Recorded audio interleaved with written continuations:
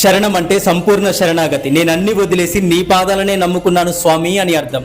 అయ్యప్ప భక్తుడు మాల వేసుకున్న రోజు నుంచి దీక్ష విరమణ వరకు ప్రతి క్షణం స్వామియే శరణం అయ్యప్ప అని స్మరిస్తాడు. ఈ నామ స్మరణతో మనసులోని కామ, క్రోధ, లోభ, మోహ, మదమాత్సర్యాలు అనే అరిషడ్వర్గాలు నశిస్తాయి. అయ్యప్ప స్వామి జననం ఒక దివ్య లీల. క్షీరసాగర మదనం సమయంలో వచ్చినటువంటి అమృతం కోసం దేవతలు, రాక్షసులు పోట్లాడుకుంటుంటే శ్రీ మహావిష్ణువు మోహిని అవతారం ఎత్తాడు. ఆ మోహినిని చూసి పరమశివుడు మోహితుడయ్యాడు. హరి అంటే విష్ణువు, హరుడు అంటే శివుడు.